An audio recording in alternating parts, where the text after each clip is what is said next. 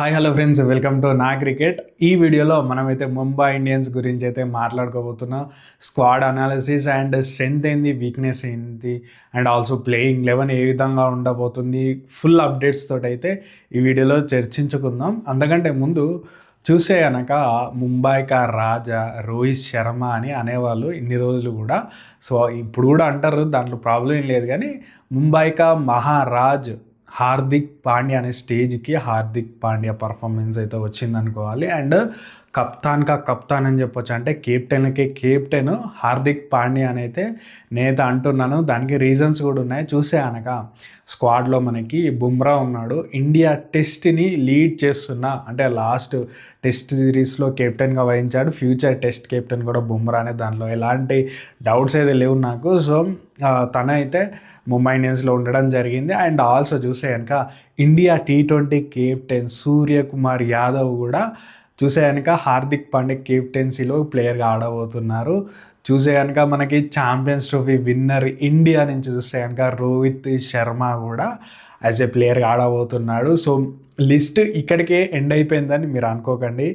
ఇంకో ప్లేయర్ కూడా ఉన్నాడు. చూస్తే కనుక ఛాంపియన్స్ ట్రోఫీ ఫైనలిస్ట్ ఇంకొకరు ఉన్నారు, న్యూజిలాండ్ కెప్టెన్ శాంట్నర్ కూడా కెప్టెన్ కదా న్యూజిలాండ్కి. తను కూడా హార్దిక్ పాండ్యా కెప్టెన్సీలో ప్లేయర్గా ఆడబోతున్నాడు. అంటే నలుగురు కెప్టెన్లకి కెప్టెన్సీ చేయబోతున్నాడు. అంటే కెప్టెన్ అని అనడంలో తప్పేమీ లేదైతే నేత అనుకుంటున్నాను. సో లేట్ చేయకుండా అయితే వీడియోలోకి వెళ్ళిపోదాం. సో వాళ్ళ 6th టైం ట్రోఫీని అందుకుంటారా లేదా, అసలు బ్యాటింగ్ ఎలా ఉంది, బౌలింగ్ ఎలా ఉందో ఈ వీడియోలో చూద్దాం. ప్లేయింగ్ 11 విషయానికి వస్తే కనుక మనమైతే కొన్ని ఆప్షన్స్ అయితే ఇద్దాం. చూస్తే కనుక రోహిత్ అండ్ రాబిన్ మిన్స్ అయితే ఓపెన్ చేయబోతున్నారని చెప్పొచ్చు. రాబిన్ మిన్స్ అయితే ఆల్రెడీ మనం వీడియో చేసాము, first Adivasi player for playing IPL అన్నట్టు. చూస్తే కనుక అద్భుతమైన కెరియర్ స్టార్ట్ అవ్వబోతుందని చెప్పొచ్చు. కరీబియన్ ఫ్లేవర్, అంటే మనకి ఇండియన్ బ్యాటర్స్ ఒక స్టైల్ ఆడతారు కదా, అంటే కరీబియన్ స్టైల్ చూస్తే కనుక బ్లేన్ రారా కానీ, లేకపోతే కనుక క్రిస్ గేల్ కానీ చూసి ఎట్లాంటి హిట్టింగ్ పర్ఫార్మెన్స్ వాళ్ళ దగ్గర నుంచి వస్తుందో అట్లాంటి హిట్టింగ్ ఉంది. క్రిస్ గేల్ ఆఫ్ జార్ఖండ్ అని కూడా రాబిన్ మిన్స్ని పిలుస్తారు. వికెట్ కీపింగ్ చేయగలడు. అండ్ ఆల్సో తను రీసెంట్గా ప్రాక్టీస్ చేస్తున్నప్పుడైతే జయవర్ధనే దగ్గరగా చూస్తున్నాడు అన్నట్టు రాబిన్ మిన్స్ని. నాకు తెలిసినంతవరకు అయితే ఓపెనింగ్ స్లాట్లో రాబిన్ మిన్స్ వచ్చే అవకాశం ఉంది. రికిల్టన్ కూడా మనకు తెలుసు కదా, south African opener, wicket keeping చేస్తాడు. వీళ్ళిద్దరిలో ఎవరికి ఎక్కువ ఛాన్స్ ఉందంటే మాత్రం ఖచ్చితంగా రాబిన్ మిన్స్కే స్టార్టింగ్ మ్యాచెస్లో ఇస్తారు. ఎందుకంటే స్టార్టింగ్ మ్యాచ్లోనే ఇవ్వాలి, లేదంటే కనుక ఒక ఓడిపోతే మ్యాచెస్ నెక్స్ట్ వచ్చేసి అప్పుడు చేంజెస్ చేయడం చాలా కష్టం. కాబట్టి రాబిన్ మిన్స్ అయితే చాలా పవర్ హిట్టర్ కనిపిస్తున్నాడు, చాలా సాలిడ్ హిట్టింగ్ అయితే చేస్తున్నాడు. ఒకవైపు రోహిత్ శర్మ, ఇంకోవైపు రాబిన్ మిన్స్ కనుక విరుచుకుపడితే పవర్ ప్లే బ్యాటింగ్ అయితే అద్భుతంగా ఉందని చెప్పుకోవచ్చు.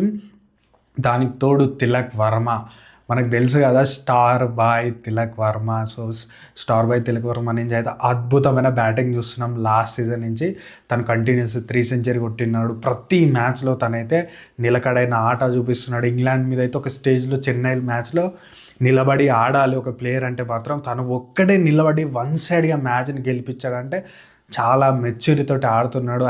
అదే తెలుగు ప్లేయర్గా నేనైతే చాలా గర్విస్తున్నాను. సో చూస్తే కనుక పవర్ ప్లేలో వీళ్ళు ముగ్గురు అయితే ఖచ్చితంగా 60+ స్కోర్ కొట్టే అవకాశం ఉంది. కాబట్టి మనమైతే 10 out of 10 అయితే ఇవ్వబోతున్నాం.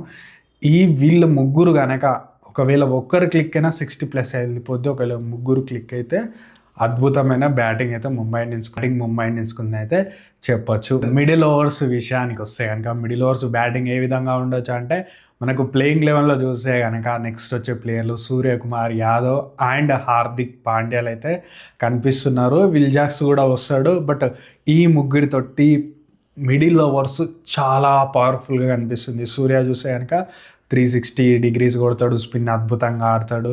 అండ్ ఆల్సో విల్ జాక్స్ కూడా స్పిన్ని అద్భుతంగా ఆడే ప్లేయర్ అని చెప్పొచ్చు. మనం చూస్తే కనుక వీళ్ళు, అంటే Will Jacks last time RCB ఆడినప్పుడు ఏం చేసినాడు, GTలో అంటే గుజరాత్లో అయిన మ్యాచ్లో రషీద్ ఖాన్ అండ్ నూర్ అహ్మద్లు వన్ ఆఫ్ ది టాప్, అంటే మనకు ఇండియన్ ప్లేయర్స్ రషీద్ ఖాన్ని వీళ్ళని కొట్టడం చూసాం.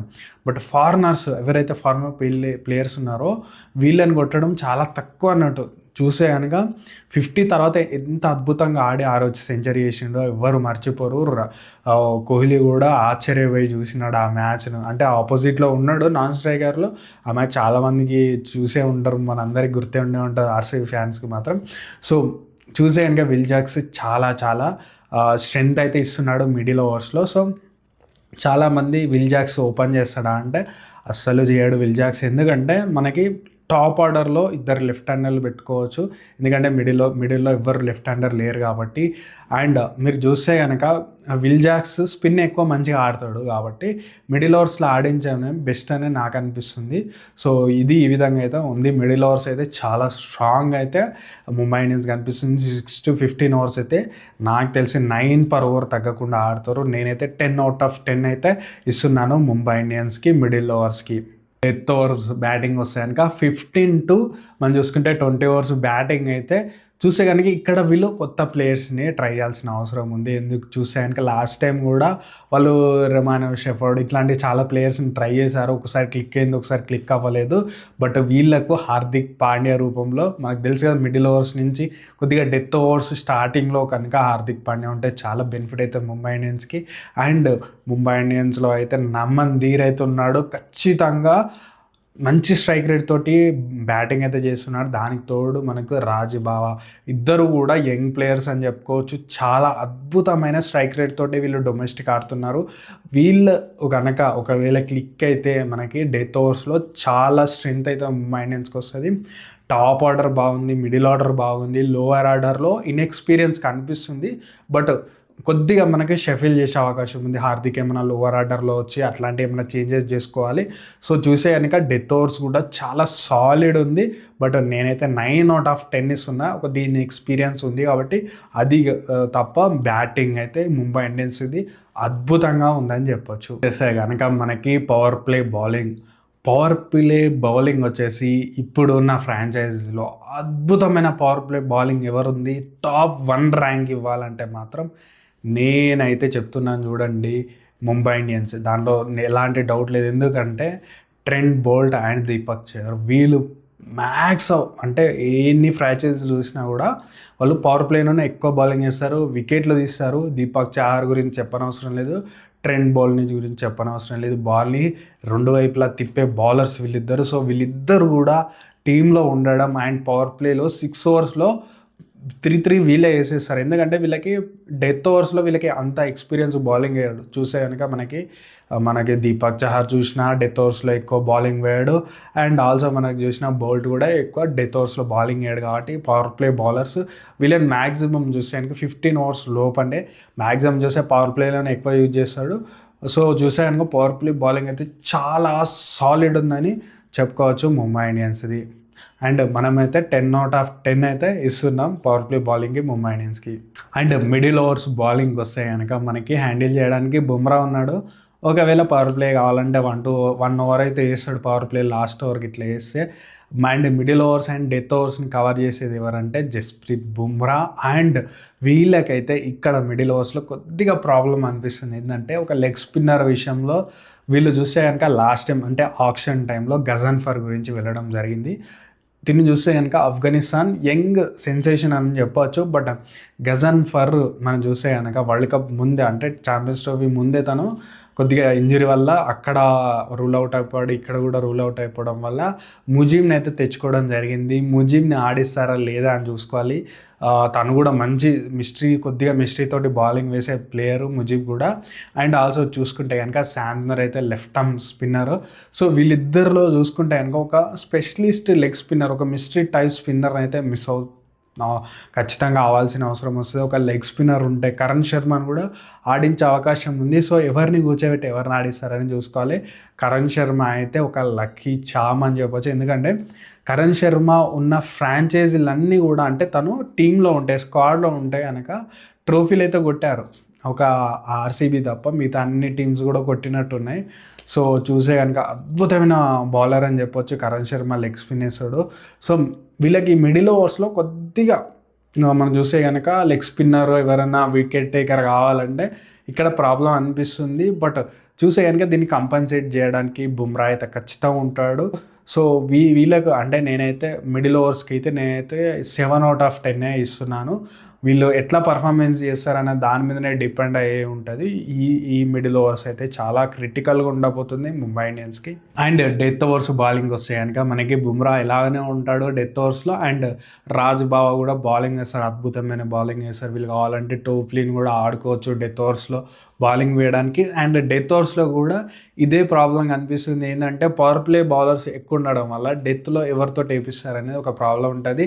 హార్దిక్ కొద్దిగా కంపన్సేట్ చేస్తాడు మిడిల్ ఓవర్స్లో అండ్ డెత్ ఓవర్స్లో అనుకోవచ్చు. బట్ చూసే కనుక హార్దిక్ మనకి డెత్ ఓవర్స్లో వేస్తే ఎంత రన్స్ ఇస్తాడో చూసాము.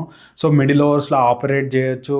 మ్యాక్సిమం తెలిసి బుమ్రాని డెత్ ఓవర్స్కి పెట్టుకొని మిడిల్ ఓవర్స్లో వేరే బౌలర్స్ తోటి ఇప్పించే అవకాశం కూడా ఉంటుంది. కాబట్టి చాలా క్రిటికల్గా అయితే ఉంది. అండ్ ఆల్సో బుమ్రా ఫిట్నెస్ ఎంత కరెక్ట్ ఉంది అంటే ఫిట్నెస్ నుంచి తన ఇంజురీ నుంచి అయితే ఎంత రికవర్ అయ్యాడు, ఐపీఎల్ ఆడతాడో నాకు తెలిసినంతవరకు అయితే స్టార్టింగ్ ఫ్యూ మ్యాచెస్ అయితే మిస్ అవుట్ అవ్వబోతున్నాడు. సో ఒకవేళ మిస్ అయితే కనుక ఖచ్చితంగా ముంబై ఇండియన్స్కి అయితే ప్రాబ్లమ్స్ అయితే ఉన్నాయని చెప్పొచ్చు. 8/10 అయితే ఇస్తున్నాను డెత్ ఓవర్స్ ముంబై ఇండియన్స్కి అయితే. అండ్ ఓవరాల్ చూస్తే కనుక ముంబై ఇండియన్స్ అయితే చాలా సాలిడ్ ఉంది ఆన్ పేపర్ కూడా. సో వాళ్ళకి ఆప్షన్స్ కూడా ఉన్నాయి, మిగతా యంగ్స్టర్స్ని కూడా ఆడించవచ్చు. బట్ బుమ్రా ఫిట్నెస్ అనేది కొద్దిగా వాళ్ళకి ప్రాబ్లం అయితే కనిపిస్తుంది. బుమ్రా లేకపోతే బ్యాలెన్స్ అనేది మొత్తం తప్పిపోయే అవకాశం అయితే ముంబై ఇండియన్స్కి ఉంది.